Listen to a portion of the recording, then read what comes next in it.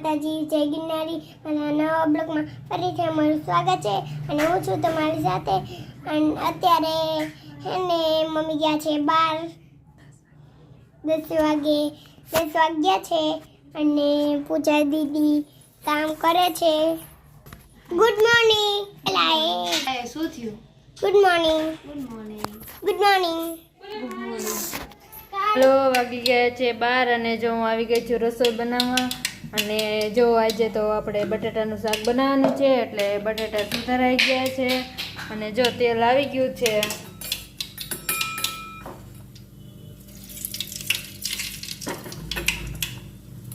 હવે આપણે પેલા રાઈ નાખશું, પછી વઘારણી થોડી અને હવે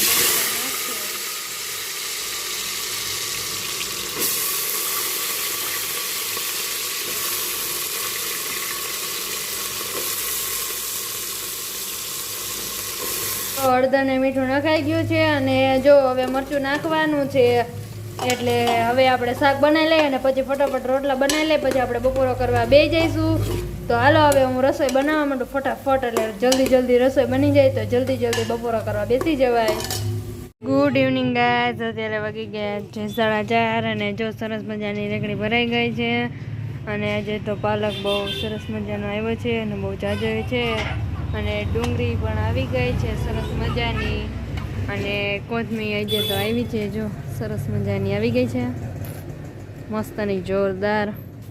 અને મેથી આવી ગઈ છે, સુવા ભાજી આવી ગયા છે અને મોરચી જો એકદમ લીલી છમ આવી ગઈ છે અને લીંબુ તો આજે થોડાક છે કેમ કે લીંબુનો ભાવ વધી ગયો છે એટલે લીંબુ થોડાક જ આવ્યા છે. અને જો આદુ સરસ મજાનું ધોયેલું સરસ મજાનું છે અને સરસ મજાની રેકડી ભરાઈ ગઈ છે. હાલો રવિભાઈ આવી ગયા છે અને અમે બે પીઝા લેવા જાય છીએ, તો બાય બાય. હાલો અમે પીઝા લેવા જાય છીએ, તો જોઈ અમે કઈ બાજુ પીઝા લેવા જાય છીએ.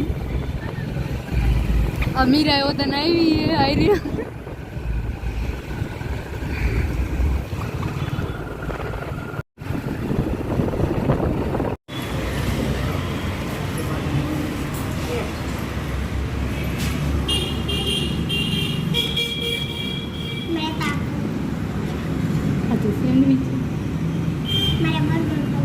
બર્ગર નથી ખાવાનું, ચાલ પીઝા લેવાનું. આઈડિયા પીઝા કયા પીઝા લેવાના? આ બે પીઝા લેવાના, ચીઝ પીઝા ને ઇટાલિયન પીઝા. મીરાને બર્ગર ખાવું છે.